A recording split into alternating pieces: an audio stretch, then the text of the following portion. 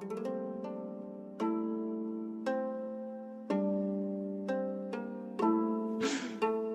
right, Nick is doing fuckboy shit to the Zoom voice. All right, I'll read the opening bit. We're recording. We're good. Cool. All right. So this is a letter written by Secretary of State George Catlett Marshall in 1947. The letter was given to Dwight Palmer Griswold to help orientate him for his new job as the head of American military operations in Greece, the most powerful man in Greece, according to New York Times at the time.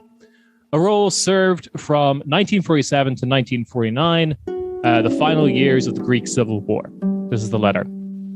It is possible that during your stay in Greece, you and the ambassador will come to a conclusion that the effectiveness of your mission would be enhanced if a reorganization of the Greek government could be effected. If such a conclusion is reached, it is hoped that you and the ambassador will be able to bring about such a reorganization indirectly through discreet suggestion and otherwise in such a manner that even the Greek political leaders will have a feeling that the reorganization has been effected largely by themselves and not by pressure from without. During the course of your work, you and the members of your mission find that certain Greek officials are not, because of incompetence, disagreement with your policies, or for some other reason, extending the type of cooperation which is necessary if the objectives of your mission are to be achieved. You will find it necessary to effect the removal of these officials. Dwight Palmer Griswold later went on to be governor and senator of Nebraska in the 50s, and looks exactly as you would imagine a governor and senator of Nebraska in the 50s would look. So yeah, there's your intro. If you went by your middle name, did you just get hired on the spot for the CIA? Absolutely. Dwight Palmer Griswold is the most like American thing I've heard since West Elm Caleb. Alex, your mic is off. There's no proof West Elm Caleb isn't an asset. Welcome to the show, everybody. Is there a city in Germany that translates to West Elm? There must be. There's Black Forest. No, West Elm Caleb is extremely American because he's West Egg Caleb. He's the Great Gatsby, which is why he was gallivanting. Oh my Well, God. but they had connections to the Nazis at that, or the proto-Nazis. The Great Gatsby? Dude, he's not real. Well, no, but it's, I think, implied that that Long Island set, that 20s, 30s Long Island set, was friendly with proto-nationalist movements in the old I get Deutschland. all my news from RT. I got a back end up on this. The green light was? He was looking out there for... Yeah, it was Nazis. Hitler's submarine. Okay, cool. I buy it. The green light was trying to like do a deactivation phrase. It was actually Morse code. The unfortunate guy at the end was just a fucking rich idiot. That's right, folks. It's our return to our series on The Great Gatsby, episode 2. The Great Gladsby. The Great Gatsby, and by that we mean it's Gladio Radio episode 2. What does it say at the top here? Greece. I thought that was going to be a title, but instead I just walked into that like an idiot. Greece. What is This is kind of the 300 of our podcasts, and I've been telling a lot of people that. Oh, it's really fun. I went to see the movie 300 when I was dating a Cypriot girl, and then at the end of the movie, she was just like, yeah, they all lose. At the end. Kid, all just fucking lose. The Persians win. That's a movie where the front half of it really carries the entire thing, because the second half is just slow motion elephant fights. There's nothing going on there. We were feeling different, or right? Yeah. Like, you know, This is what we did with all that, like, pre-crisis money. We just spent it on, like, slow motion recordings of the Beasts of Burden. yeah. We have It's so funny 'cause much time. We'll watch the footage at half speed. My mortgage is so cheap. I can afford all these slow motion cameras. And I'm sure there are like much more interesting stereotypes about the Greeks in Germany and Europe proper, but it's weird in America because when you meet a Greek American, they always tell you that, like, yeah, I know, you think we just have a bunch of anal sex. That's the stereotype. I've had Greek people tell me that, like, no one thinks that about you. We just think you own diners. And Yeah, let me like, just get in front of this. I do not have sex with children. That is a vicious slur. Are you Grecian? I can tell you the German stereotype of Greeks right now. Alex put in a long beeping noise to censor all the slurs I'm about to say. Yeah, sure. No, it's bad. It's bad. They think they're dog people. Well, okay. They're not dog people. However, I have heard from people who've traveled to Greece that it is rampant. It is teeming with stray dogs. The entire country is just a pack I thought of you were going to dogs. be like, the anal sex is out of control. The rumors are true. Dogs Doggy do that. style people. Yeah. Yeah. And to fight over territory, male dogs will penetrate one another. Anyway. They're only doing it over there because they're Greek, though, not because they're dogs. Yeah, it's like how in France you get a kiss on the cheek hello. In Germany, they fuck you in your ass. And then in Greece, it's a whole nother. Oh, wait, shit. Now you have to think of something even nastier for Greece. Sometimes I say something wrong in a podcast, and I'm like, how much of my time could I take replacing that one word I said and dropping it somewhere else? Well, we'll never do it. Should we introduce everybody or whatever in the off chance that you only listen to one of these two fantastic shows? Yeah, let's do that. I can go first. This is the Corner Späti podcast in conjunction with Pod Down America. It is Kieran, and I'm joined by Rob. Hello, this is Rob. And Nick, who is going to be talking for most of this, I imagine. Yeah, I'm resting my vocal cords because I'm gonna like after this, I'm gonna go. I'm going to start saying a bunch of Greek noises that only my throat can produce. No. MC Nick before he goes off. And it is the return of Pod Damn Americar with your hosts, Alex and Jake Flores. My voice. And Anders, Jake's friend. Anders Lee here, close to being an EU citizen. Not quite, but there is a timeline in which I qualify. How are you close to being an EU citizen? My mom could have applied in the 70s, but she forgot.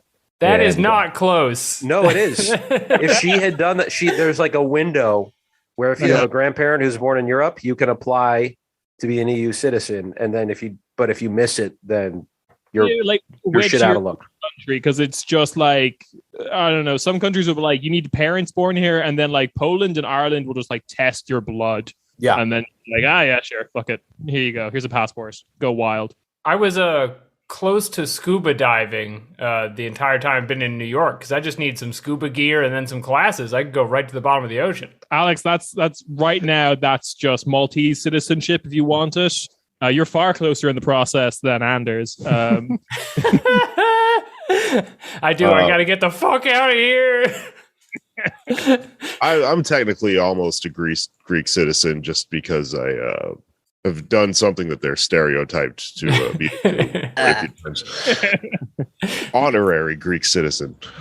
Let's just say when no one's around, we call Jake the dog.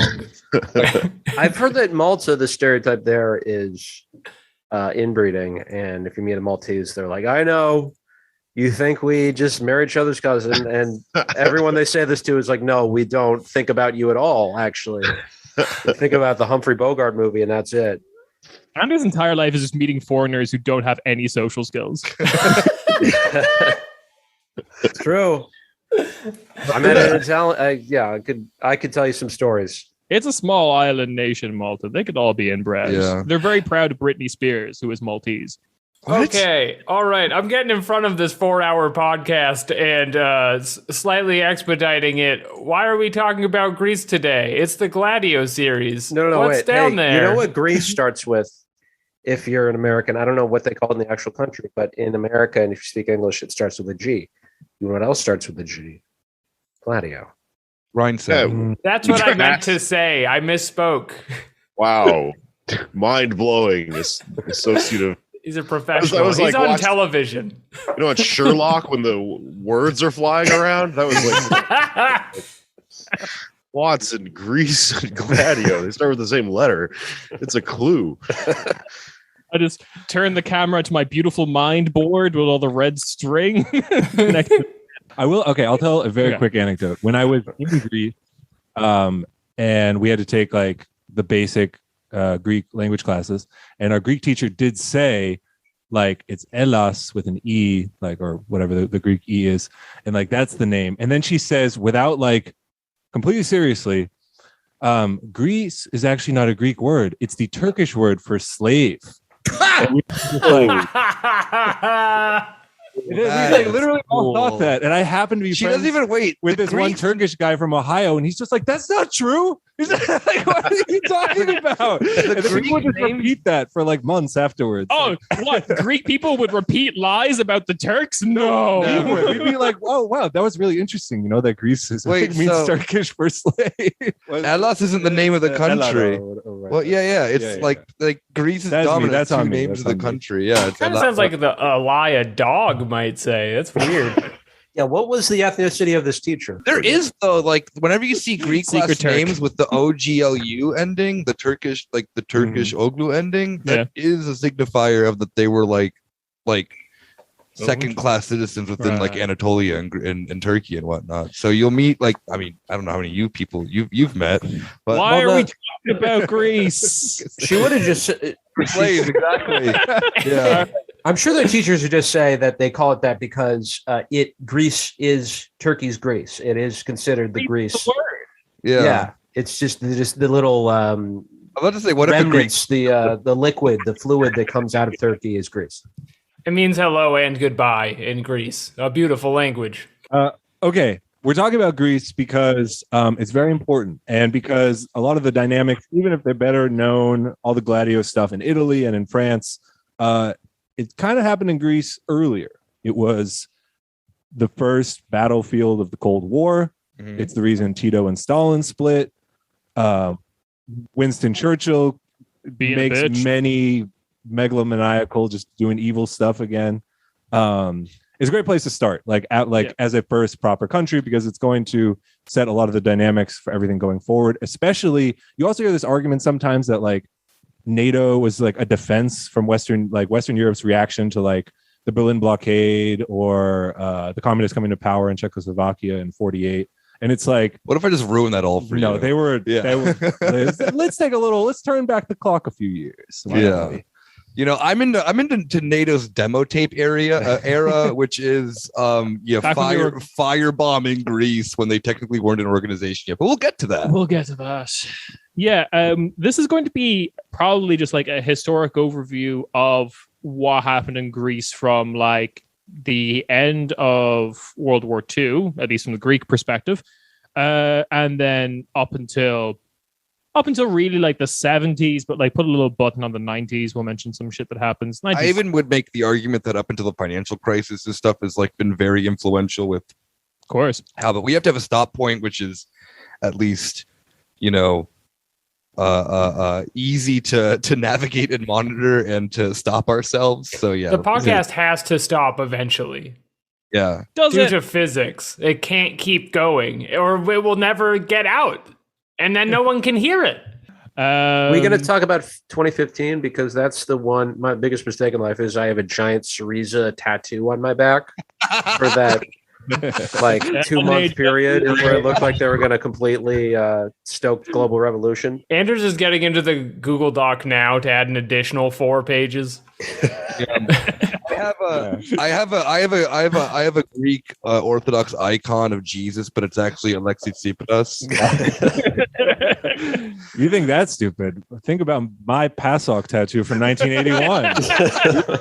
Riding high. Everything was going to be great. It's the future, baby. Mild social democracy. We can do it. Yeah. If you want that content, I think it's regular Corner Späti feed. Yeah. Where we just tattoo each other. Where we just talk about German rap and mention. No, I do want to say one thing before we begin, because Okay. there's been a lot of Greek, our rich cultural understanding of Greece has been on display thus far. The Disney We're Hercules talking movie. Food, democracy, the That's Parthenon. Yeah. And this was all basically Baklava. an American psyop to confuse us from the fact that Greece is actually Balkan. Yes. They were the same as Yugoslavia, as Albania. They had communist partisans, and then it wasn't so much they have to stop anti-communism.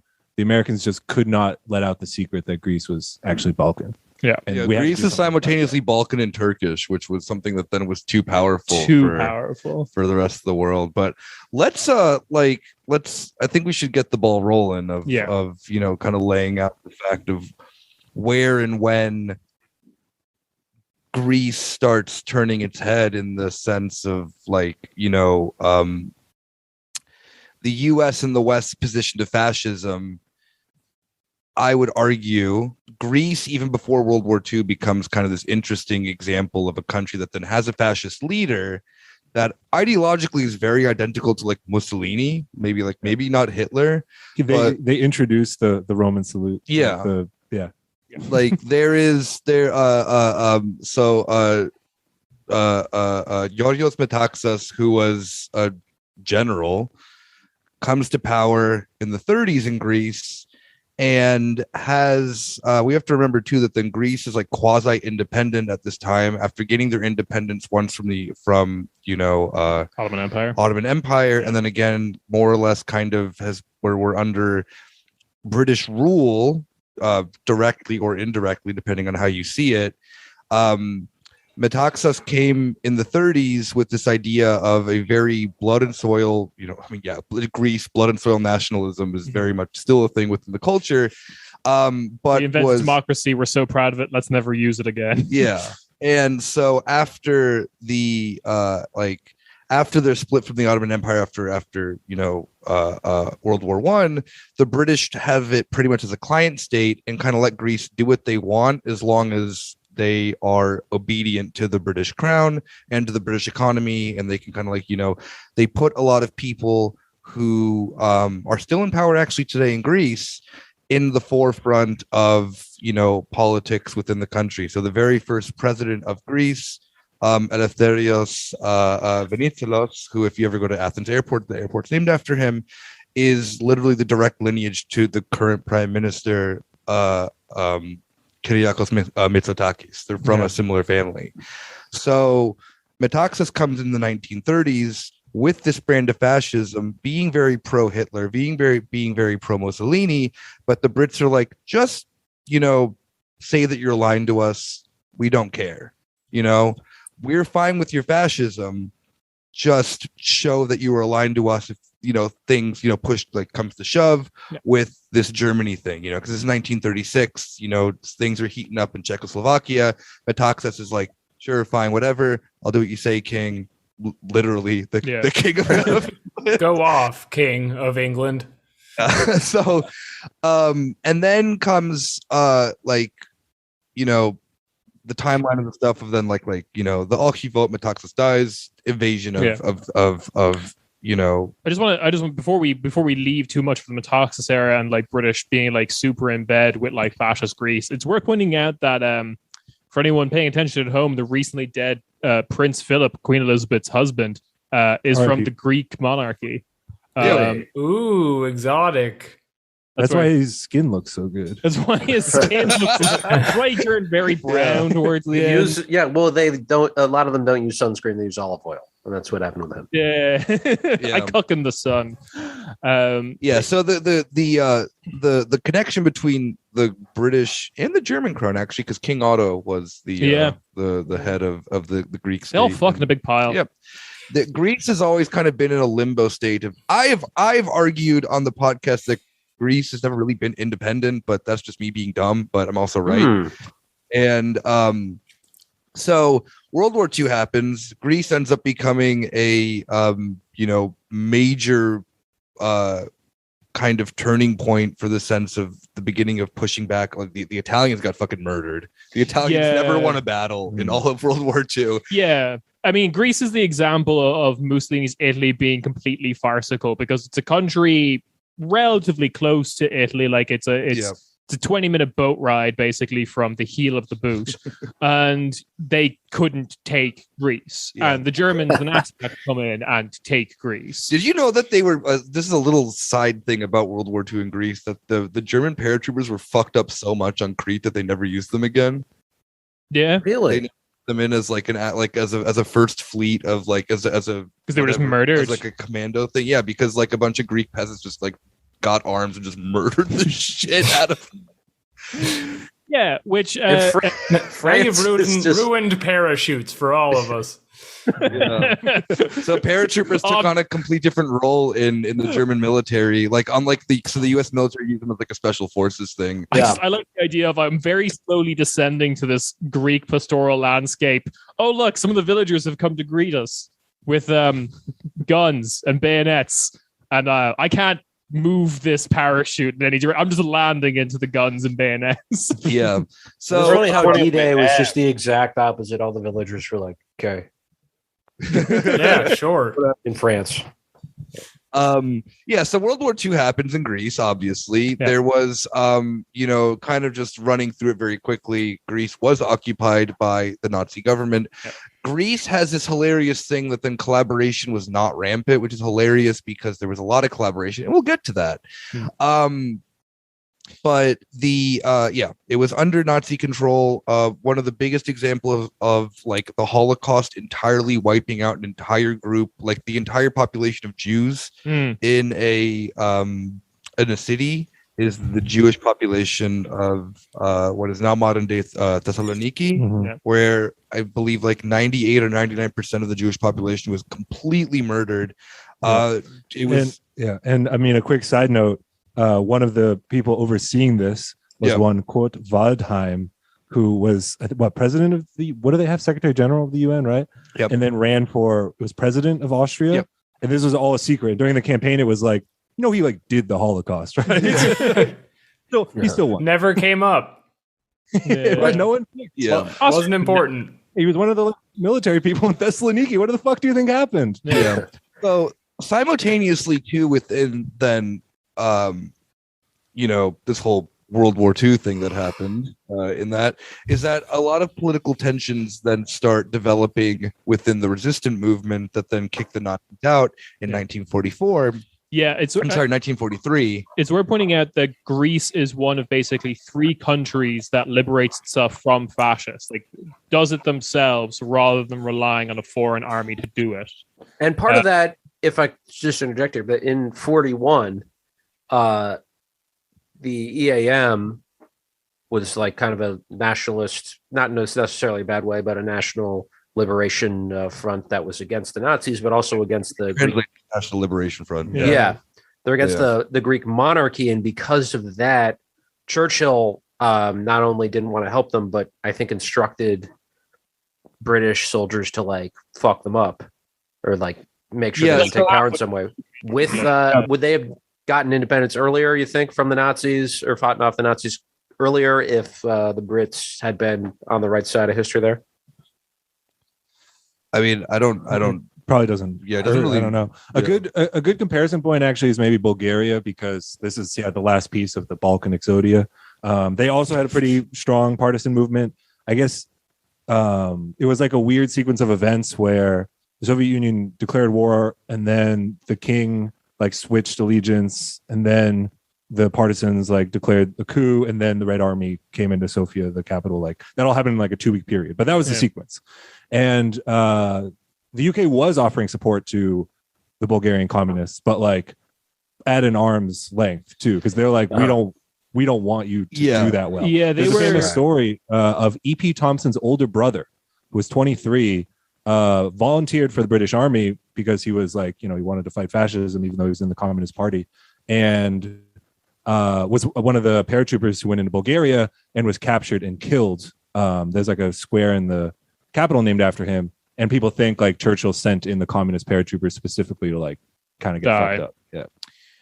Yeah. So back to Greece then, though, at this point. No, I mean, I think that's a good point of the sense of like that Greece is one of 3 countries that then liberates itself. The thing that's actually incredibly interesting with it as well is that there is an undercurrent of like political problems happening in Greece leading up to this. You have to imagine too that then for the last 20 years, Greece is affected by a massive quote unquote refugee crisis of the Greek genocide from Turkey, where millions of people flood into the country who were seen as second-class citizens, who primarily joined the Communist Party in areas like Piraeus, Athens, stuff like that. Athens actually gets built up as a city at this time. Like Athens before 1920 is ancient.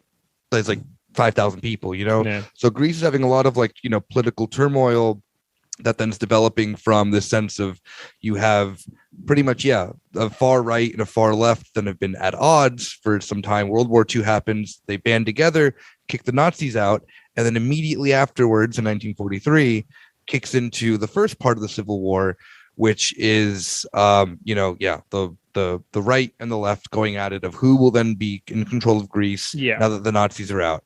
And you have figures then like that form of the EAM, the ELS, and the KKE, which are all pretty much just so the EAM is the military wing of EAM is the political wing of the like partisans. The ELS, which perfectly fits into the fact that it is the name of Greece as well, is the National Liberation Front, so the military. It's actually Turkish for slave. Exactly. The KKE is then the other, like the, you know, obviously the Communist Party of Greece. Yeah. That is the over kind of, you know, branching thing that then brings all these things together, are then taking on then the, you know, right wing Metaxas forces, who are just kind of like left over from the, you know, the dictatorship that ended right before World War, you know, II kind of takes off in the country. Yeah. So you have a lot of very interesting characters that kind of come into this who are incredibly militaristic in the left. You mentioned the sense of like this nationalist left-wing ideology that then I would probably compare to something like what we see later in like Third World. IRA, stuff like that, and the IRA. You have figures like PLO even. Yeah. One of my personal favorites of Aris Velachiotis, who is just like the Che Guevara of Greece, like an absolute king.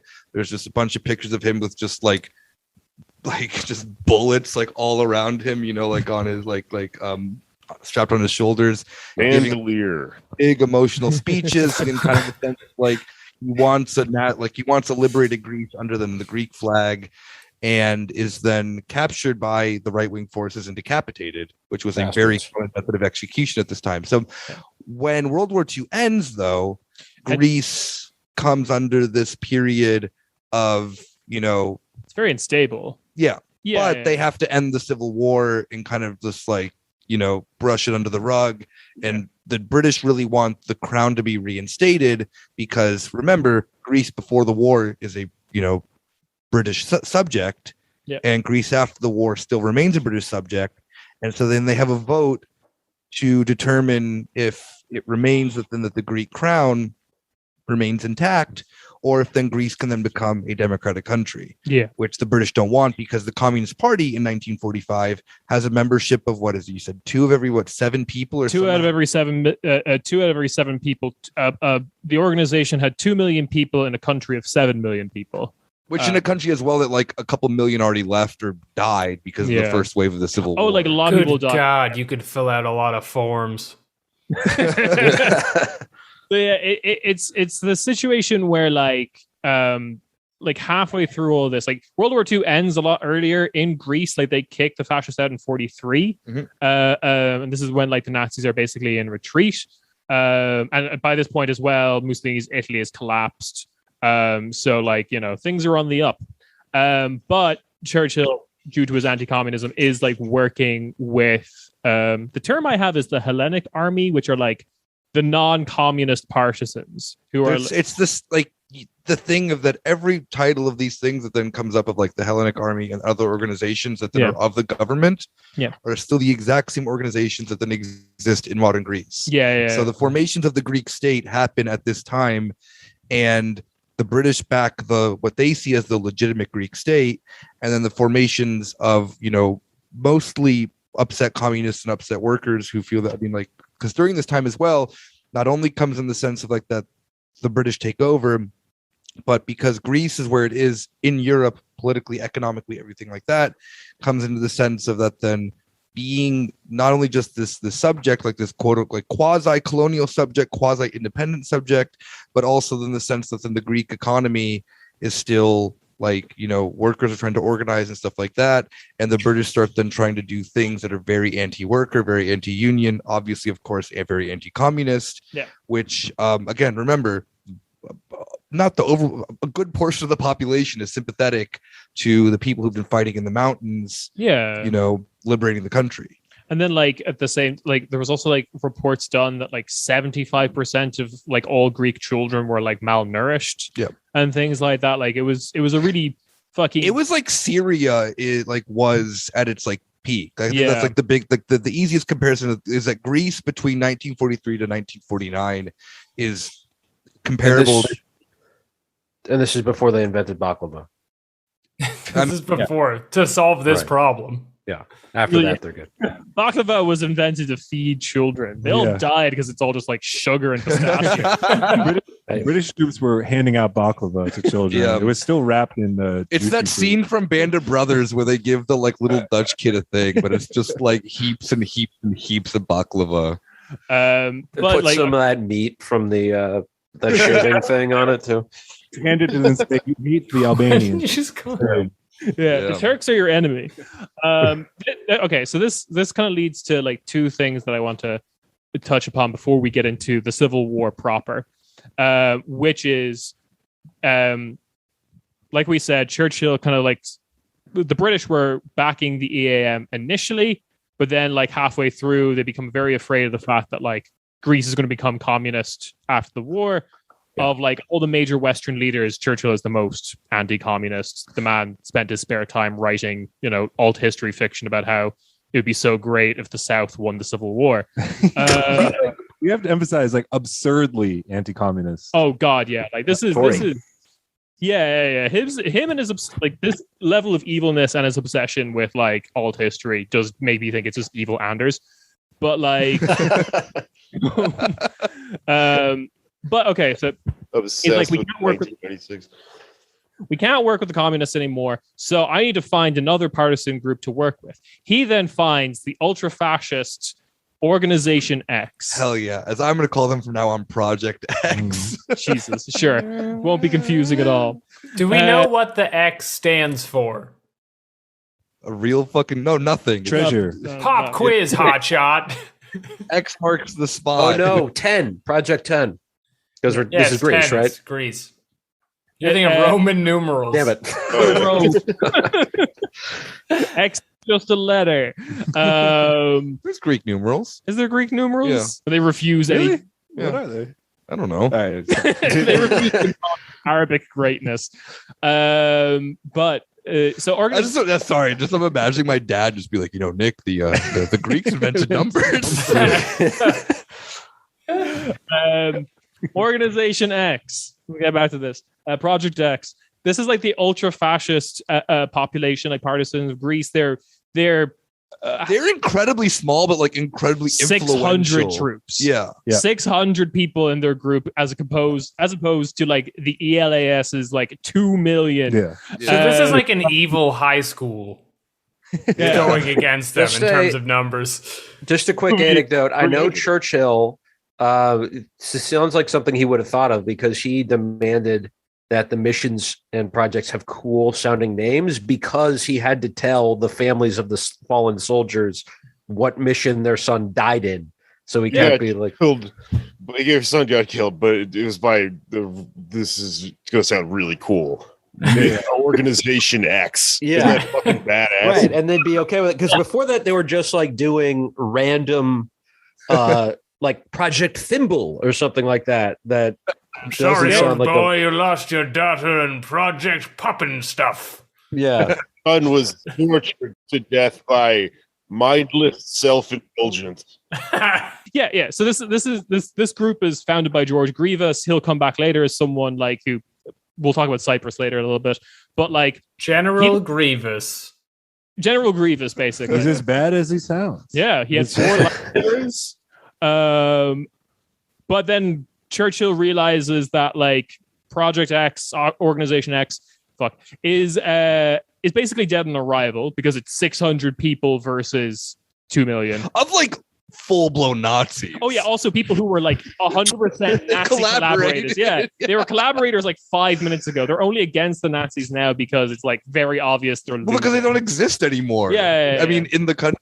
Thing that's so funny is that then because this happens like way later too in Greek like as I mentioned earlier of that then Greece has a very interesting method of remembrance of this, that collaboration was low or non-existent. Yeah. But the people who collaborated end up becoming so fucking influential in this country. It is stupid. And I wonder who did that.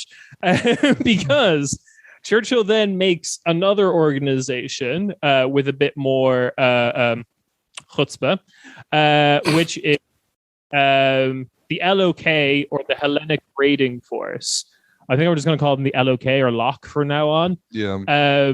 This is still today the Special Forces of Greece. Yeah, this is like the 101st Airborne of Greece now. They actually got awarded Green Berets by the Americans before the Green Berets were invented. Fucking nerds. So like this is the progenitor to the Green Berets. And most of these are made up of Organization X people who realize that Organization X is a bit of a shit party. We will see too that then like far right organizations just continuously pour into other, like, you know, no spoilers, but New Democracy, the governing party of Greece, may be one of these down the road. Oh, 100%. But again, Gladio never ended, baby. But most of the people in this organization are like Greek exiles or expats, people who were like thrown to the four winds by the initial invasion, if I remember correctly, who'd mostly set up in like British territories in the Mediterranean, which back then would have been like Cyprus, like Palestine, Egypt, places like that, which are not too far from Greece. And then they're just kind of rearmed and put back into the mix. And this is much stronger. This is the beginning of like your stay behind in Greece. Because once the Nazis are kicked out, they basically begin training the LOK to, here's what happens if the Soviets invade, because we're very paranoid about this. Yeah. And but I feel like in Greece there's the added element of like active partisans. So it's what the eternal Gladio excuse that no, this is just if the Soviets invade, but can actually be all dissent, all communist activity, all even vaguely left-wing activity, which is in Greece pushed to its extreme because it's like it's like the mass movement of the country, unless there are still networks at this time of them, like, secret. I mean, secret or not, but the networks of then the military that then exist, or not the military. Well, I guess it technically was the military. Of the communist, force that then could potentially be dangerous to the West is very much still intact at this point, to the sense that then Churchill has to actually come at the table and make a negotiation with them, which then involves the disarmament of the of ELS or Elas, and ends up with Elas disarming and the military not, because that was the other part of the argument, was then that they would also disarm, and that they would then start from scratch in the sense of building up a democratic Greece, or apparently. And one of the reasons why like the LOK and Organization X are like so ineffective back in the day at actually fighting the Nazis is because they were, even when like the British started like working with them, they were so preoccupied with just like kidnapping members of the EAM and murdering them, like people who were also fighting. You can't let these passion projects get in the way of your goal. Yeah. And I mean, like, the thing that then becomes like the like symbol of that war is like a cleaver for like decapitating people. Like, that was the main method of execution in Greece, was so kidnapping people, decapitating them. So but then hang on, before we move on to the Civil War, I do want to talk about kind of like a catalyst of that. The what I have here is the Decemvirina. I was just about to mention that. Go for it. Yeah. So in December of 1944, there's obviously a lot of political unrest within Greece, and a bunch of trade unionists then take to the streets of Athens, protesting, as workers be doing. And Churchill just kind of like low-key loses his shit and orders the LOK to fire upon the protesters and murders 26 people, 28 people. That ends up becoming this unwanted catalyst into then a second civil war. Yeah. This is, I believe the command given to shoot at these protesters was shoot the bastards. Mm-hmm. Yeah. And I don't know if that sounds like his voice. It was based on him in Jurassic Park when they did that scene. Yeah. And it's also like, it's particularly grim because the protesters they shoot are a bunch of people. Like the protest all starts at these different points, but they're all going to meet at this one square. St. Dogma Square, which is in front of the Greek Parliament. The big center square. Yeah. They're all going to meet there, but they're all coming from different points. So it's the group that arrives there first is shot upon. And then when every other group from different routes starts arriving, they just stand there in silence amongst the corpses. And it's just like really fucking grim. Yeah, it was a big not to detour from Greece, but it was a big little bit of a PR disaster for Churchill back home. I mean, the war is still going on, and there was still like, we fought alongside with the Greeks to defeat the Nazis, and they hadn't gotten the memo yet from Churchill, which is that no. I think everyone also forgets that then when World War II ends, Churchill's no longer the Prime Minister of the UK. Yep, he lost. He was horribly unpopular during World War II. But he during this time he orders the BBC to basically never mention the EAM when talking about Greece. You're not allowed to mention that they're the ones actually fighting the Nazis. You have to say it was these other groups or it was us. The man was deeply concerned. There's a lot of good records of conversations between him, Stalin, and who was the American president who dies right before Roosevelt. Yeah, because Roosevelt and Stalin got on a house on fire, and Churchill was just against the idea of killing Nazis basically. Nazi generals. Yeah, I have this in front of me. This is an entry from Churchill's doctor's diary in August 44. Okay. So this is a few months before the massacre in Greece, which is Winston never talks of Hitler these days. This is in the middle of World War II. Yeah. He is always harping on the dangers of communism. He dreams of the Red Army spreading like a cancer from one country to another. It has become an obsession, and he seems to think of little else. Imagine, August 1944 is just as the UK is going into one of the dumbest military operations of World War II. That's king shit. You fucking the British led Operation Market Garden a month later, which was a complete fucking waste of time, money, lives, and energy. What is that? It was the idea of then creating a bridge of through paratroopers into Berlin or into Germany through the Netherlands that they weren't expecting the Germans to just be heavily fortified in a country that they'd been in for 5 years. Yeah. And it was led by the British, and it was a horrible failure that ended up with one of the largest losses of British troops in modern history. Churchill also wanted to invade Yugoslavia after Italy because he didn't want Yugoslavia to be communist, and Roosevelt overruled them, and they invaded southern France to help the supply lines for this is just a couple months after D-Day. Yeah. Well, it makes me wonder because I think it was 45. Churchill gets voted out by Labour, and you have sort of a left-wing government for the first time in Britain, and it makes me wonder if he had stayed in because he ends up back 5 years later or something. But if he had stayed in, would he have tried to fucking do more anti-communist bullshit? Or something against the Soviets? Yeah, possibly. Yeah. The man was deeply unwell. He was incredibly deranged. It's worth pointing out that if people don't know listening to this podcast, Churchill's opposition to Nazism was purely tactical, not ideological. Right. He writes in his diary about how he thought Hitler was dope until 1936 or whatever. Yeah, right. A ton of the American ruling class and a lot of Western Europe were dragged kicking and screaming to fighting the Nazis. It was, and it really is a completely anomalous war for all of American history, that we would actually be against the right wing.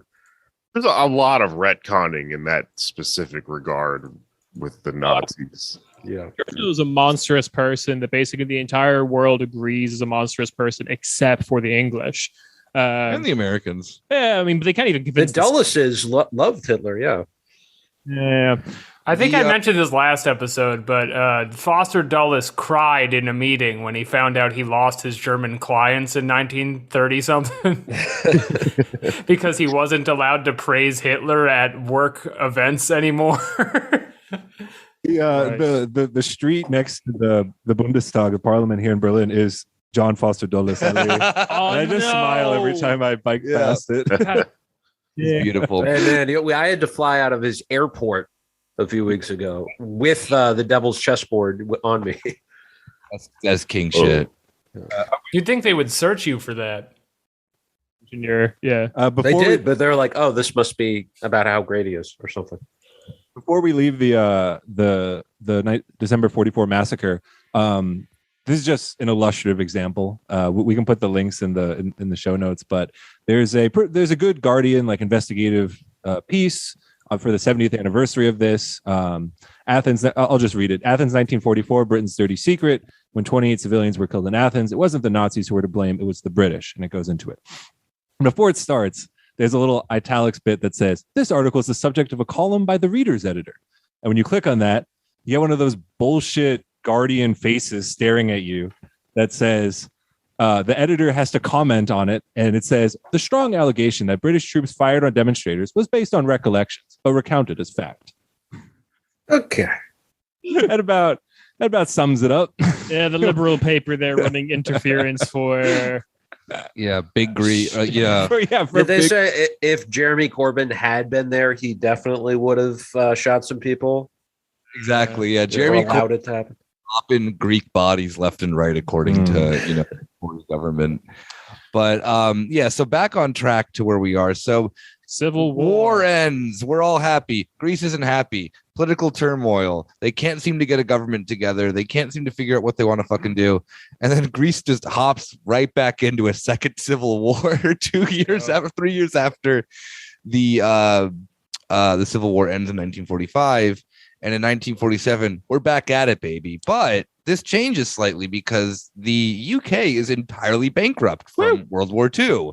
And the British kind of don't give a shit about Greece anymore. They're not going to be sending weapons, military, assistance, whatever it is to, or even organizational or consulting bullshit to the country anymore. Yeah, and my impression is they got pretty bad rap by this point. The Greeks are fucking people sick didn't of like them. when we shot the women and children. No. Yeah. So, who steps up? But Uncle Sam himself. That's right. Harry Truman, literally, the Truman Doctrine comes from not just some ideological nonsensical bullshit. It comes from the sense of the Greek Civil War, where the British more or less hand over. I would argue that this is the beginning of the U.S. I mean, the U.S. is always an imperial project, of course, if you look at things like the Monroe Doctrine. Sure. But this is where the U.S. takes on its role of becoming the kind of perfect the puppet master. The perfect puppet master of modern imperialism that then is very quasi gives the impression of being hands off. Right. This is for the well-being of the people, and this happened. The Truman Doctrine then takes us into the sense of being its main point, obviously, of the fight against communism. And so on, so on and so forth. Truman makes a big speech in March of 1947, declaring it's the United States' duty to preserve democracy, so on, so on and so forth. The Marshall Plan then is announced in 2 months later. 4 months later. I can't count. Whatever. Yeah, in June, the CIA formally founded in September of that year. So another 3 months later. Yeah, exactly. But Truman, he kicks it off. Yeah, so you have then the thing of the U.S. starts building up its pieces of its imperial networks. And this is, and it really becomes covert here. And this is right after EAM in Greece, when Truman's talking about, democracy, which is really just code for anti-communism, when they're forbidden from even running in elections in Greece, right? So it's blatant hypocrisy. And Truman, because the OSS has just been dissolved, and Truman is really skeptical of the CIA, and he says that's a bad idea to have no democratic checks on this secret bureaucracy. And after the fact, he says that too, that the CIA should be abolished in the 50s and 60s. But then he falls for it. He gets pressured, and he's weak-willed among all the fervent anti-communists in his inner circle. Yeah, exactly. And the thing that then becomes really interesting at this point as well, with the U.S. positioning itself as the new, kind of, game maker, global game hegemon, changer, yeah. whatever the fuck, global hegemon is the proper word for it. But the U.S. kind of does a similar platform that, like we've said before, that it becomes more covert, but it comes in the sense of that then this like financial aid with the sense of the Marshall Plan. The Communist Party is more or less gutted, so on and so forth. But there's still these agreements that then Churchill and Stalin made that are left over from the first end of the Civil War, and that then Greece, Bulgaria, and I think Albania are on the table to be split up, not in like a Germany situation of like east-west, whatever, but then that like they're going to redraw the borders and just kind of give it to that country. So Greece is 90-10, right? Yeah. If I'm not, I mean, I should know this. I did my thesis on this. 90% of Greece is going To the British, and then 10% of it will go to the Soviet Union. 100% goes to Bulgaria. 100% of Bulgaria goes to the Soviet Union, and then whatever the other things. But that's like it doesn't fully happen, but it kind of happens in the sense that all of Greece goes under Western control. All of Bulgaria becomes under the Soviet influence. Yeah, but this kind of relates to what we talked about in the first episode of like why Stalin doesn't intervene in the Civil War to support the ELAS, because it's to not renege on this deal. Yeah, because he continues not to support in it, even in 1947, when the Civil War kicks off again, to the point that then the true king comes through and starts giving the communists weapons, which is Tito, because he understands to rob Steve that the Balkan spirit of Greece is alive and well, and Tito knows that then the partisans who there was like the reason why that this happens is because one of the first allies that Greece had, like the Greek communists obviously had, were then through supply lines they had between the partisans of like Tito's partisans. They had relations already with them. Stalin denied any weapon shipments to the point that then actually the Greek Communist Party, in their like very strict, this is 1947. This is the end of World War II. Stalin's, living his best life. The KKE actually formally denounces people who are then in the Civil War as being like Trotskyists and stuff like that. And you end up having then a split that is in the left. Surprise, surprise. But then obviously ends like in with the kind of downfall of Greek communism when you get to 1949. Of that, you have one part, the head of the KKE ends up like moving to Moscow at this time because of not wanting to be associated with being within the country at the time. Ends up in like a labor camp and all this other weird stuff. And then publications of the KKE calling out anyone, like I said, like as a communist, but then also the military wing of these groups go to the UN during this time in 1947, declaring a humanitarian crisis, and that they're purposely staying out of elections because they feel that it's a sham from the United States. And they're entirely right, because this is the, again, like Marshall Plan's coming, covert stuff's coming, this and that and that. And then 1949. Oh yeah, you can explain that then first, and I'll get to the end of the Civil War. Okay, the end of the Civil War. I'm gonna talk about Operation Torch. Just real brief, which is the American operation where they drop napalm onto like a whole host of Greek people. And what year was this? 49. 49. Wow. It's the first napalm ever in like human history. Yeah. Which it's happened, a hit. Yeah. It's they love the Greeks, they take onto it like they were back in sex.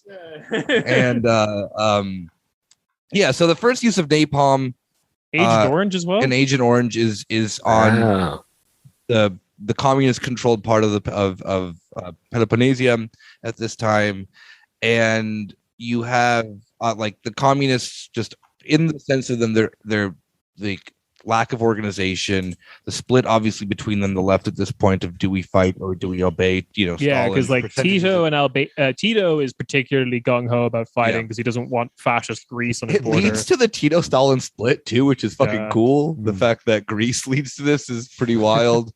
But then so we get to the 1949, and there's a little cool organization that then happens to magically form around this time as well. That is NATO. Yep. And NATO is a direct response to the fact that then that the Greek Civil War happened, that the West responded to it in these like quasi covert, quasi in the sense of pretending humanitarian military aid, and it formalizes itself in 49 with the first member states. Greece is part of the second round of member states with Turkey, and Kieran has a lovely NATO quote.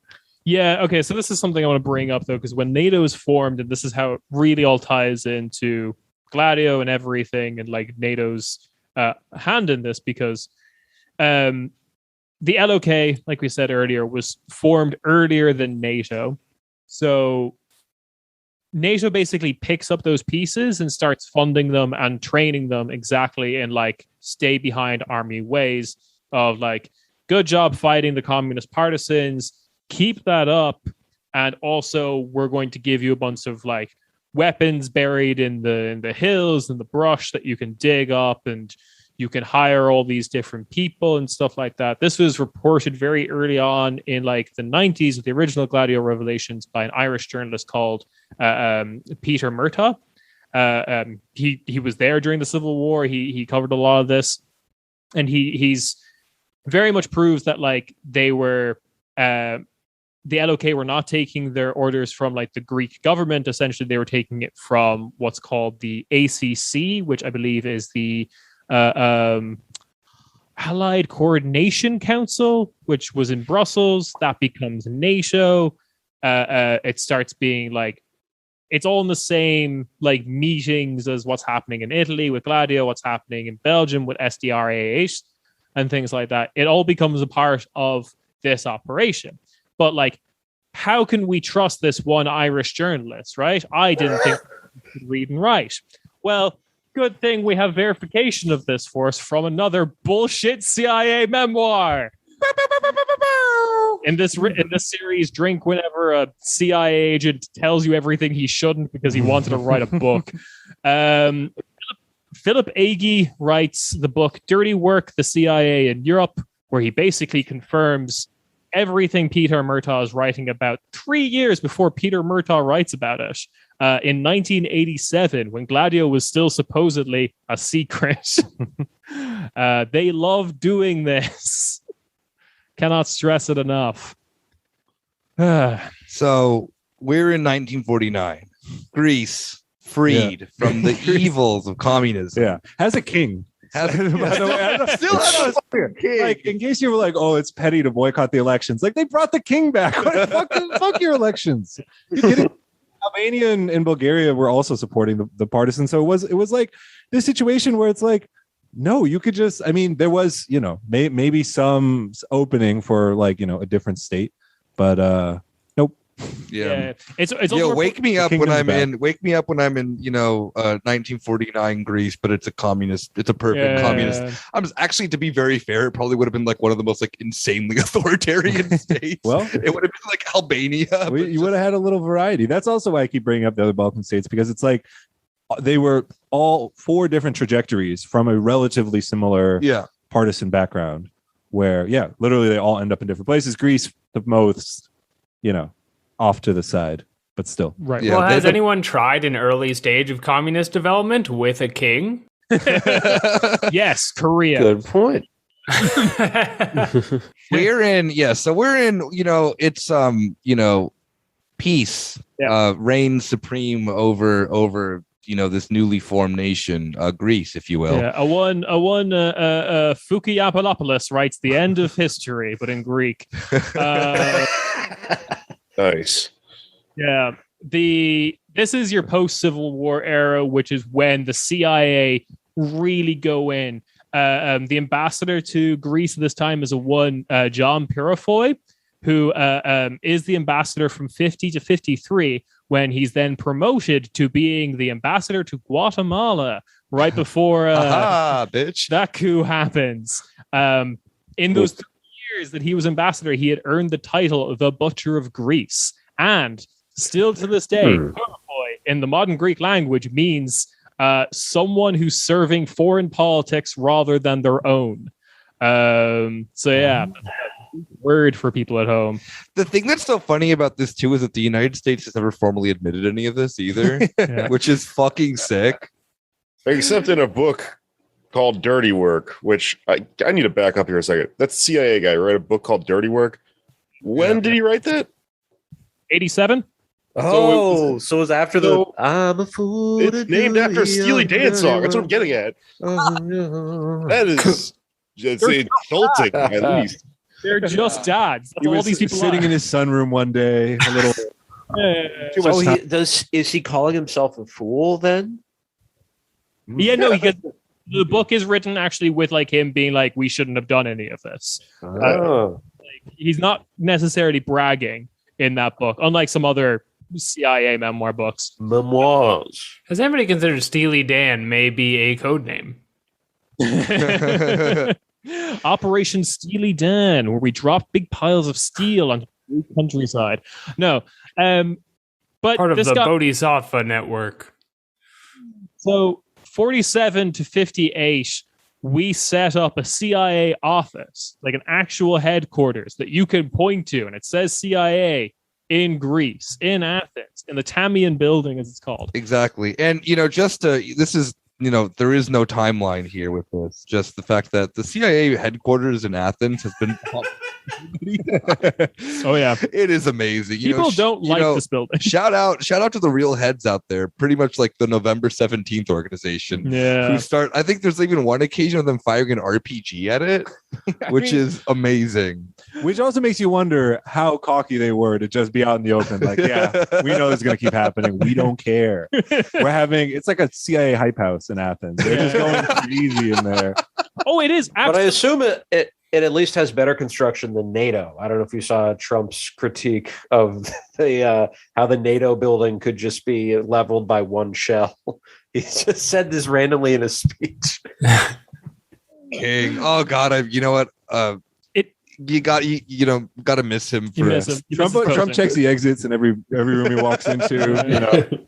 He's a real estate guy, and he's a roast comic, so that all that tracks perfectly. Talk about it. But okay, so it is though. He is. Rob's right. It is a CIA hype house because from the Tamian building in Athens, this is where you get operations to unseat Mossadegh in Iran. Because it's just like this is your Middle East operations building. The guy who's in charge of this, Thomas Karamessinis.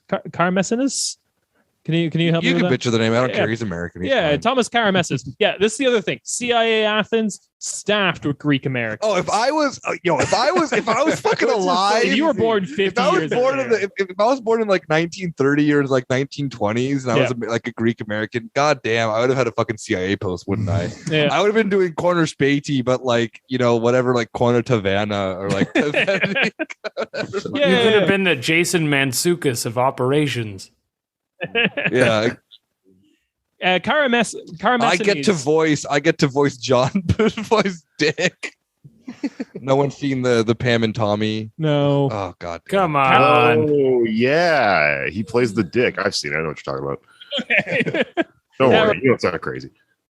Karamessinis, though, the chief in this area, he's there from 58, and then he goes on to do such great things as Piano Solo, which was the Gladio operation to do a coup in Italy. We'll talk about that later, I'm sure, in another episode.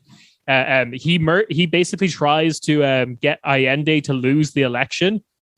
He's then fired because he doesn't get Allende to lose the election in Chile. But he is the one who suggests killing him.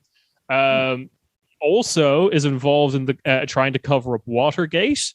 And also, this man just like fucking collects L's like nobody's man's failing upwards because actually no, he does have one win, which he does burn a lot of FBI and CIA documents regarding the kill of JFK. Yeah. So he's involved in that. King. He is Greek, so for the CIA, he is their professional L taker. He's like, go find Harvey Oswald. Figure out what's going on there. This is our ethnic diversity hire. Yeah. He fumbles everything. He gets yogurts on on the controls. want to mention before we go forward in this period, but we go forward as well, is that this is a period too that then while Gladio is happening in the background, having actually a lot of influence with the politics and things like the Marshall Plan being rolled out. Yep. The formation of the modern Greek government comes into play here, which I think we have to kind of address because Greece is one of the dumbest governments in Europe. That is remember we were talking about, a lot of political strife between the right and the left. The Communist Party's more or less made illegal at this point. Trade unions are also more or less made illegal as well in order to kind of promote economic prosperity to the sense of we just want to have cheap labor. And you have the formation of a government that then quasi from this, the CIA and American ambassadors telling Greece that if they don't make concessions to what the US wants, they may not be getting money in the future. And so the way that they kind of end up around this is in the sense that you have an option in the Greek parliament that if you win the majority of votes, you can also then take on more seats. You just get 50 bonus seats. And you can say no to them if you want. No one, why would you do that? Syriza did. Oh, no. Yeah. Okay, so sure. Yeah. Well, because they had a big enough majority, they didn't need it. But so like the current government of New Democracy obviously took the extra 50 seats. Yep. And you literally have this method of governance put in place to then just, secure the fact that Greece couldn't hold a parliament for like more than like 5 months at this point. Yeah. So the prospects of things that then ends up with, Gladio things kicking up in the background is the fact that there's still a lot of strife politically in Greece through the entirety of the 50s and 60s. Yeah, you didn't just get rid of those 2 million people who would rather be communists. Like, you got rid of some of them and demotivated a lot of them, but they're still there. So this then leads to... Greece also becomes the economic miracle of whatever at this point as well, which literally means fucking nothing. There are so many economic miracles in Europe. I feel like that word is being over. You can't call them all a miracle. Yeah. That's not how miracles work. There's a lot of GDP growth when you spend all your money just building houses that used to be there. What is Greek Either they're not lucky or they're not achieving a miracle. Yeah, exactly. What is Greek for fucking magnets? How do they work? And this is when you get the birth of probably the lamest political legacy in world history, the Papandreous, the third of which... Also failing upward. Yeah. Yeah. I want to talk about one thing, which is this is when you get literally Greek CIA. The CIA of Greece is made. It is called basically CIA, KYP, which directly translates as Central Intelligence Agency. But it's Greek, so it's fine. The Greeks actually invented the CIA. Yeah, the Greeks actually invented. Messanes sets it up, and he sets it up in such a way that like they're just directly controlled by the CIA. They're not in any like democratic control, and nor are they even really in control of the like Greek clientelist government at this point. The old Karamessanes touch. we got one man for this job. I own this. He just makes it. And they're kind of hilarious. I do want to talk about one just very funny computer anecdote, because this is the point in which they're keeping so much data on people that they had 15 tons of information just like in paper alone about like all their enemies within Greece. There's like 7 million people in this country at the point. No, extensive dossiers on all of them because Greece invented Facebook. 16 and a half million individual files for a country with 7 million people. So America, the CIA sees this problem and gifts Greece their first computer. Nice. Wait, do you guys immediately used to search for anal sex on the internet? No. I'll tell you what they did. You can Greeks legit think they invented the computer. And I'll get to that. Oh yeah.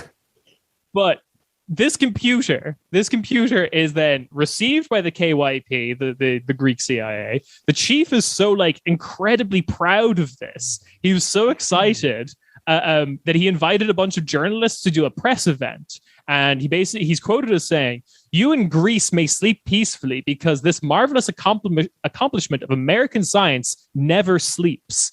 Whereupon he demonstrates to the press, look how easy it is to look up one of the enemies of Greece. And they pull up a random file, and it's one of the journalists in the room. And it was like covering the event. Greek enemy journalist or whatever the fuck. Yeah. That's either gross incompetence or like an excellent flex. Whoop, didn't know that was in there. They seemed embarrassed. But yeah, the KYP is just being used to basically spy on Yugoslavia, Bulgaria, any kind of like USSR traffic that comes to that kind of like part of the second world.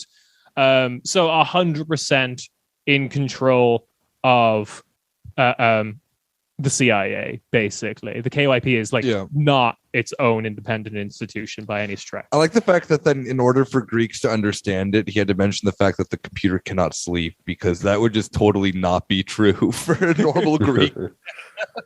Yeah, the guy who lugged around all this paper, he slept. Oh boy. I just love the idea of the Greek man being like, I can take this computer on. And when they're sleeping, he's like, okay, I admit defeat. What can I say? I can make these jokes. I'm Greek. Are you really? I'm sorry. Yeah. Nick's For given what I said about your people. No. Yeah. So we have then, all this going on in the background. Greece, like I said earlier at the beginning of this episode, Greece, the characters who then form themselves of the families of modern Greek politics have been in play for only about 80 years. I mentioned how like Mitsotakis has a connection to Venizelos, the first president of Greece. Prime minister, I guess, or was he president? It doesn't fucking matter. I guess Greece is a prime minister now. In charge, But one of the biggest political dynasties in the 60s forms around, social democracy. We're winning. We can maybe make this country better. The Papandreou dynasty begins at this time as well. Yes. Just a little tidbit of info before we get to the sense of social democracy winning. The conservatives in Greece, politically, like as I mentioned before too, is that politics in Greece made no sense up until kind of the last few years before this. The parliament is formed around a new method of like how elections are done. And you have a bunch of very odd parties that kind of pop up around this time before Papandreou. One of them being a party that is literally that is called Greek Rally, which is a neo-fascist party. And then they appear, have a lot of people who are very prominent within the party, and then disappear. And this means nothing to our story, simply in the fact that then after the military coup, the party that is formed out of New Rally, which is a openly fascist party, is drumroll New Democracy. Yeah, New Democracy. Yeah. So there's just continuously this reshuffling of parties over and over again, and there isn't any cohesion really until Papandreou becomes prime minister, and overwhelmingly wins. He wins marginally in 1963. Then he's challenged, and then 1964, when a new election is held, he just slams it. And this is like a moderate social democratic party, like because the communists have been basically made illegal, and naturally this pisses off the United States. This pisses off the KYP. That doesn't make sense though, because the CIA loves moderate social democrats, famously. In Italy, in the US. There's a great anecdote of President Johnson at the time in the 60s summoning the Greek ambassador to get him on board with a dick measuring contest. Basically, to get him on board with dividing Cyprus in half between the two ethnicities. And then when the ambassador's like, no, we're not going to do that, he's quoted as saying, then listen to me, Mr. Ambassador. Fuck your parliament and your constitution. America is an elephant. Cyprus is a flea. Greece is a flea. If those two fleas continue itching the elephant, they may just get whacked by the elephant's trunk. Whacked good. He meant his dick, obviously, at this point. A lot of good American dollars to the Greeks, Mr. Ambassador. If your prime minister gives me talk about democracy, parliament, and constitution, his parliament and his constitution may not last very long. Then what happens? Then what happens? Actually, immediately after this, the ambassador goes back to the embassy, picks up the phone to tell, Papandreou what happened. And before he can do that, The NSA interrupt his call, put Johnson back on the phone, and Johnson says, "Are you trying to get yourself into my bad books, Mr. Ambassador? Do you want me to get really angry with you? That was a private conversation me and you had. Phone goes dead." So, this is the fun thing we're doing to our allies in the 60s. Man, I hate to put my allies in my bad books. Exclusively for my enemies. We then get Andreas Papandreou, who's the son of the current prime minister. The KYP fucking hate him because he studied economics in the States. He would talk openly about how NATO was bullshit. He then gets a ministerial role under his daddy's government, which is adorable. Just want to throw in a quick plug here. His son, George Papandreou, born in St. Paul. Because Andreas studied or was a professor at the University of Minnesota, strangely enough. Yeah. It's important. Greece does not get run by any actual Greeks, only Greek Americans. So you're saying I have a chance? You have a chance. But like his office was constantly being bugged by the KYP. He would like discover the bugs. He fired like the head of the KYP and like put in some two people who were like loyal to him and asked them to like decouple yourselves from the CIA. And they literally come back being like, "No, they know how the radios work and we don't." They're the only people who can do the job without falling asleep. It's that fucking computer. Yeah. I keep putting it says I'm an enemy of the people. So, and then our last little thing before the next juicy event is that the Gorgopotamus Bridge. Gorgopotamus Bridge, which is this big like symbol of defeating the Nazis, is blown up on the anniversary of kicking the Nazis out, killing 13 and 100 are injured. It's never been investigated, but widely suspected that was a KYP false flag operation. So, yeah. And that sets us up for the Prometheus plan. Yeah. So, again, back to my thesis always of that everything begins in Greece, you know. Guatemala does happen in the 50s. Yeah. You know, but by the former ambassador exactly. to Greece. Yeah. You know, so everyone who's kind of made their mark of what and people are waving at we have screaming teenagers banging really on nice. Studio doors. Nice. Like Greece always ends up very interestingly within European history, particularly after World War II, of being this kind of experimental area for a lot of policy that ends up becoming normalized. We see this within, this type, the coup that then happens in 1967. Yeah, we see this in the sense of even a more modern sense with austerity, where we're seeing the extremely brutal austerity that was put in place after the financial crisis has been implemented internally within a lot of other countries. Yeah. Not even just the pigs, but the UK doing austerity on themselves, Germany doing a little bit more brutal austerity, the Baltics, of course, being one of. But Greece is continuously a country where you like it's kind of this like perfect laboratory for imperialist projects, and the CIA or the KYP, I guess, internally within Greece, use this opportunity to do the only coup in Europe. The certainly the first on the 20th, the night of the 20th, or early morning of the 21st of April 1967. They just take a bunch of tanks to the streets to take over the government. Largely seems to be that in 1 month time there was going to be an election and Papandreou was going to win again. And they were like, no, we don't want that to happen. Yeah, and so after April 21st, 1967, you have then the Council of Generals that is led by Georgios Papadopoulos, which literally sounds like a made-up name, that the guy in English would be George Papadopoulos. Do you know what his role was? He was the liaison between the KYP and the CIA. He was the guy who basically took the CIA's orders to the KYP. And now he's in charge of the government. Yeah. And the thing that's actually one of the, like, at least in my perspective, one of the funniest, most interesting things about the government of the military dictatorship is that there never really is Papadopoulos is like technically the leader. Yeah.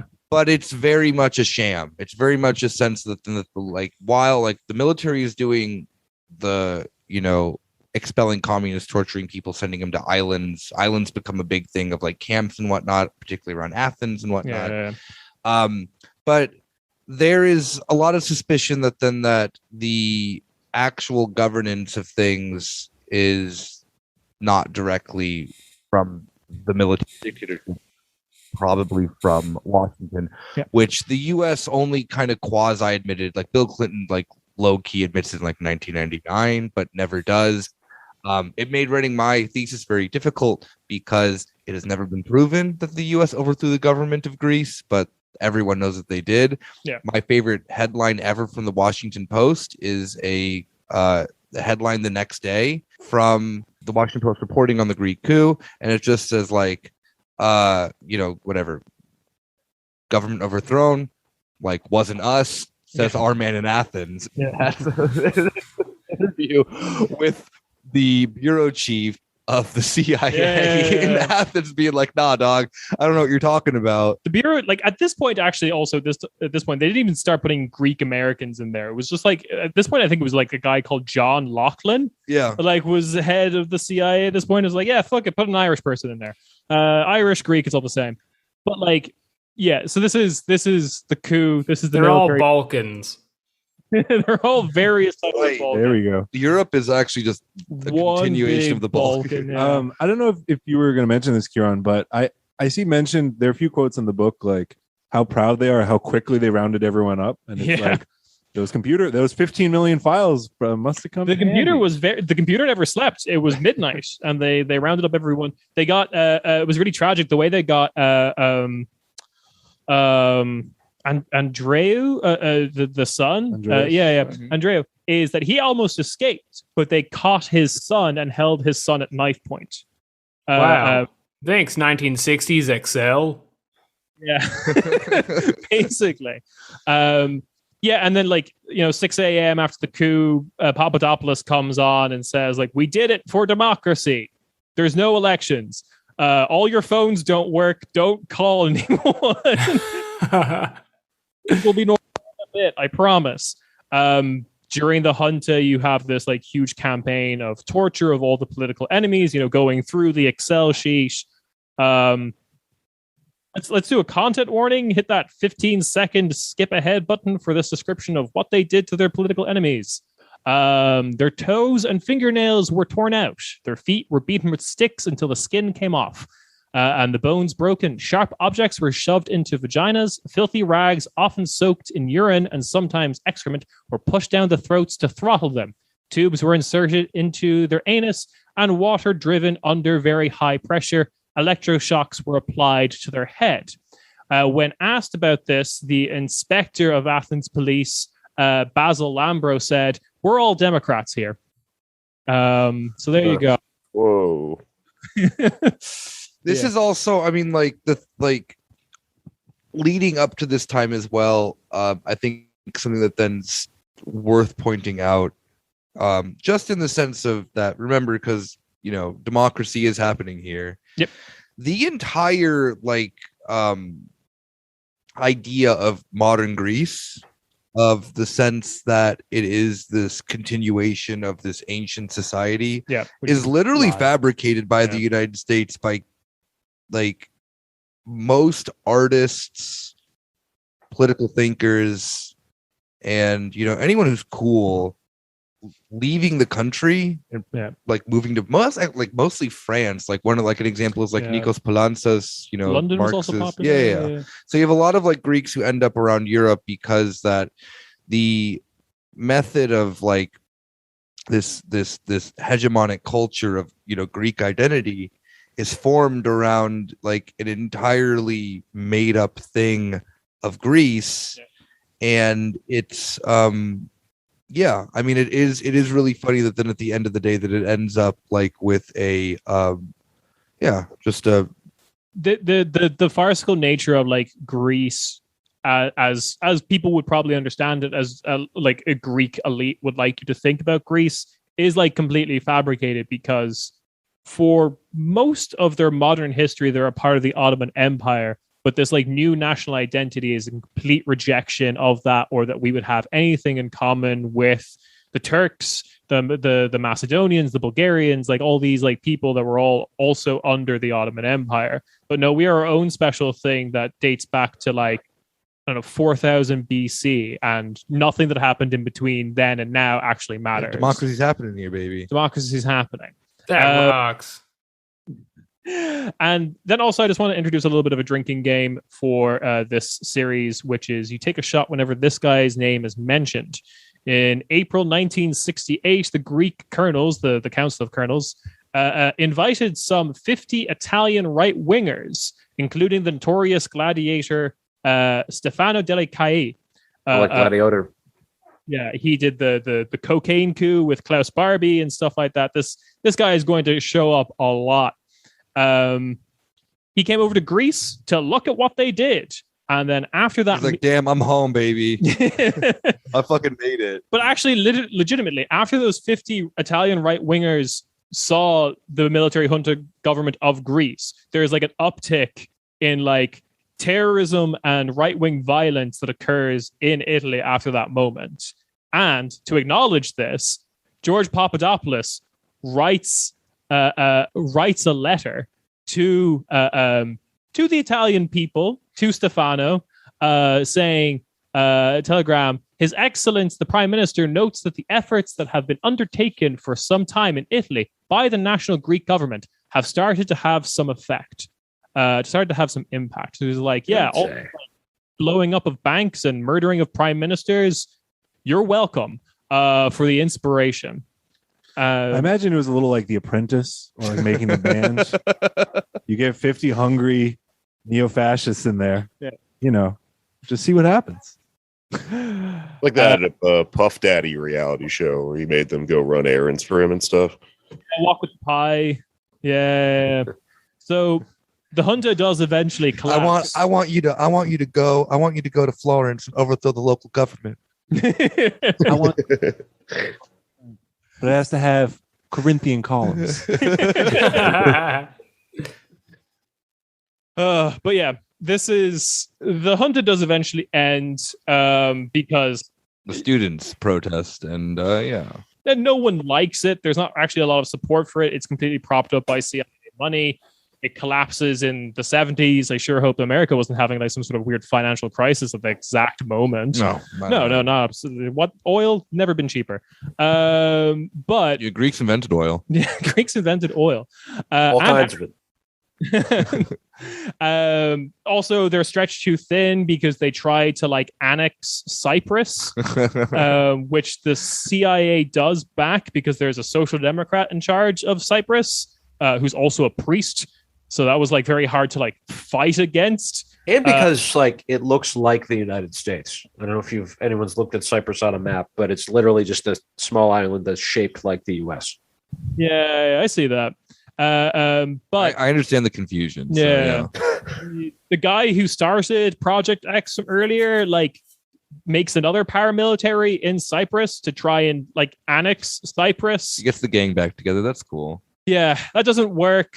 Turkey invades Cyprus to protect the like, and we have Turkish... the modern borders of Cyprus because of this stupid fucking event. Yeah, the CIA fucking around in Greece has resulted in like a stationary conflict in Cyprus that has lasted for more than 50 years now. Yeah, 1974 to present. So that's fun. The junta collapses. And then things are great in Greece. Things are fine. nothing bad ever happened again in that country. Nothing bad ever happens. I'll mention briefly that in the 90s, the revelations happened that we talk about, where everyone's like told, "Hey, Gladio is a thing." At this point, New Democracy, Neo Demokratia, is in charge. They're like the successor of Project X, of the junta, of LOK, like the fascist. They're vibing, sectors. yeah. Yeah. So they call the whole thing a fantasy, and that they're not going to get police to investigate fantasies. They eventually are forced to admit it was a thing. And we get the name of the operation in Greece, Operation Sheepskin. I think that was literally meant to be like a reference to like the Golden Fleece, but also like wolf in sheep's clothing type of thing. Yeah. So, but like even before like the idea of looking into it a little bit, the government is very like, don't worry, you guys in the government that are probably like the son of Papadopoulos or something, you have nothing to worry about. This is going to be a stupid fake investigation. Yeah. And so in this post, I mean, like, you know, this is more or less the end of our story, of because the CIA went a little bit too hard, too quickly. They had to. They broke the sheepskin. Yeah. You know, the CIA goes ham, steps back of the sense of that. Then the protests that happen that then start from the student movement are overwhelmingly from, you know, communist and socialist and anarchist organizations that are still incredibly influential within Greek politics, although they don't vote. They were, and overall, the junta was actually very bad at fabricating like popular or civic support for itself. Yeah, but the junta does have support in modern Greece, where, you know, just a little heads up, while this isn't important to Gladio stuff, the web of influence that the junta has so they all get sent to prison, obviously, after the George Papadopoulos is ordered to death. That's then like commuted, and he just gets a long sentence in prison. Yeah, and there's a scrappy young group of kids who pretty much just cosplay as Nazis, who start, you know, making contact with these former generals in jail, who start a local magazine called Christi Gavgi.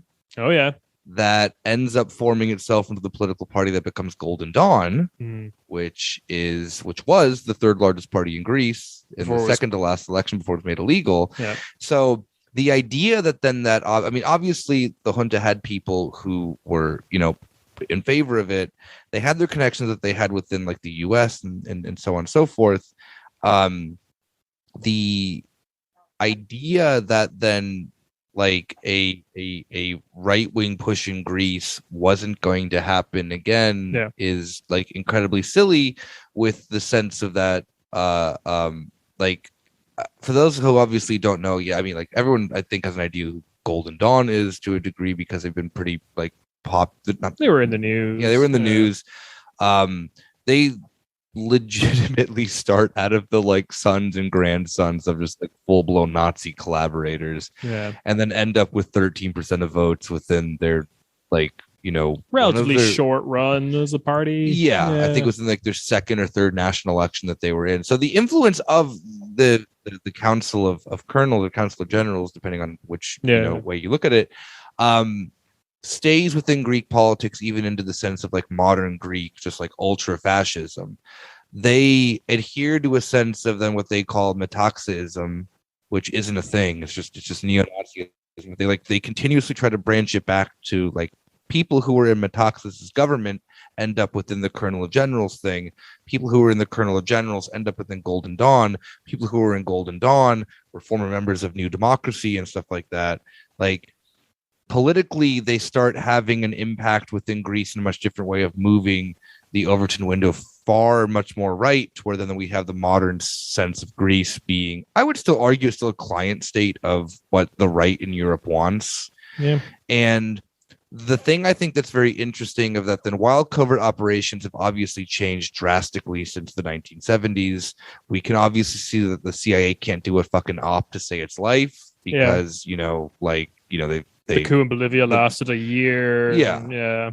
They sent, like, you know, mercenaries to be arrested by fishermen in Venezuela. Yeah. Like, they're very bad. You know, they're stacking up L's, you know, maybe a Greek's at the head of the CIA now. We don't know. But the current state of then that I think to kind of reflect on the thing that at least I find interesting as someone who's done way too much fucking research on this dumb country for far too much of my like when I was in academia is that the thing that's far more effective of keeping the right in power is this method of kind of convincing the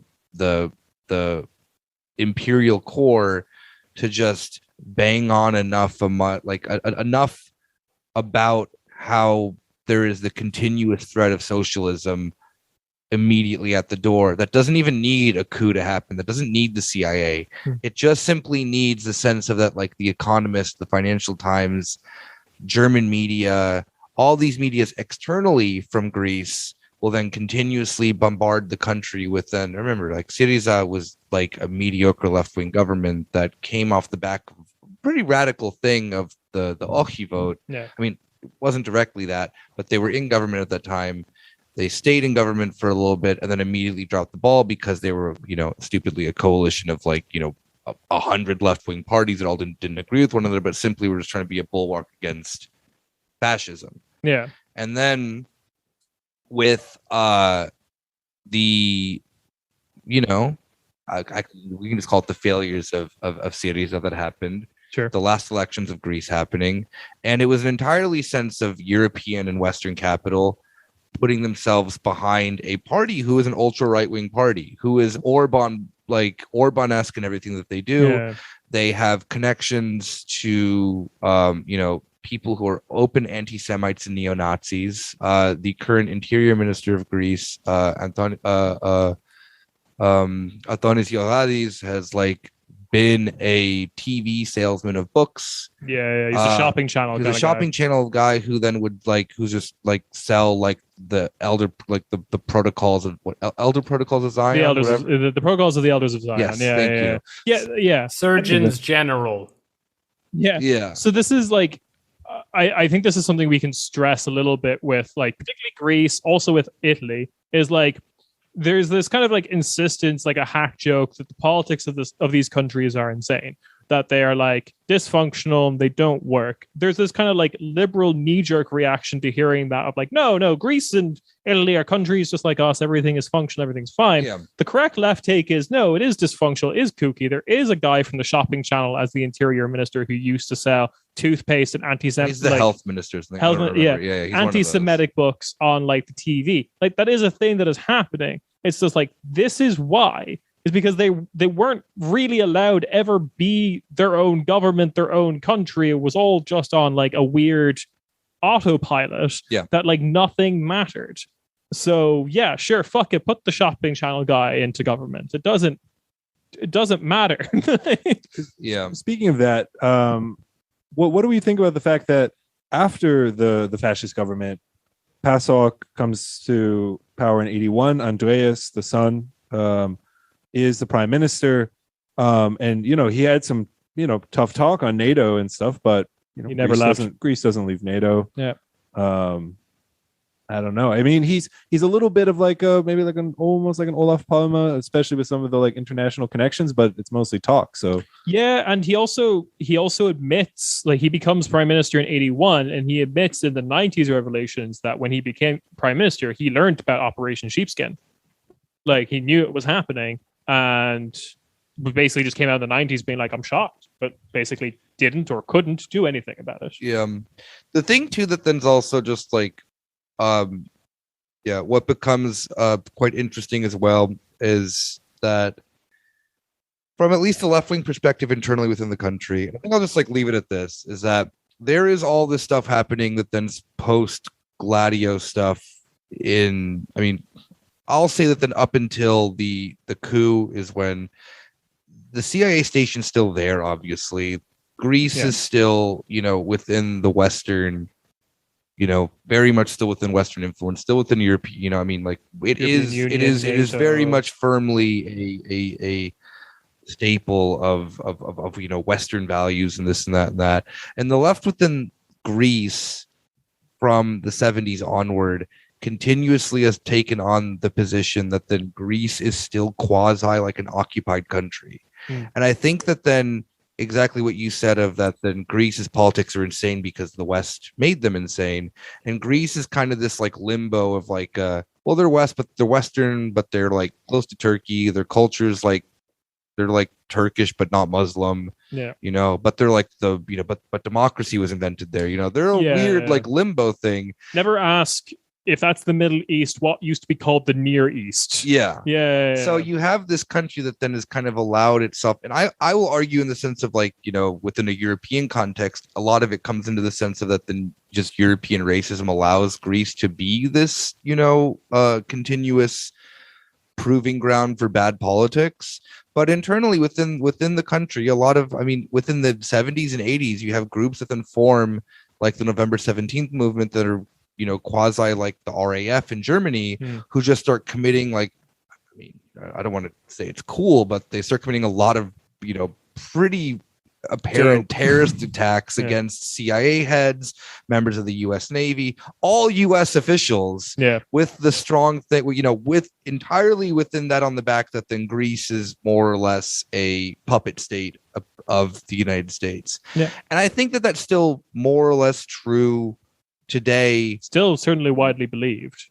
And not like necessarily like a crank fringe opinion. Like there'll be like old guys who play dominoes on the side of the street who will also think this. Like while like while I may have a kooky opinion about the sense of that, then saying like this has actually been like a continuous thing within the political current post Gladio, is that then you have an incredibly traumatic event such as a military coup, like the military junta, that then has still left the country like horribly, kind of unsure of where they fit in within Western democracy, and it still reflects the sense of how politics are done today in the country. That's Greece. And that's Greece. Damn. That's fucked up, yo. That's all I have to do, dude. I'm sorry, I'm very tired today. All you can say.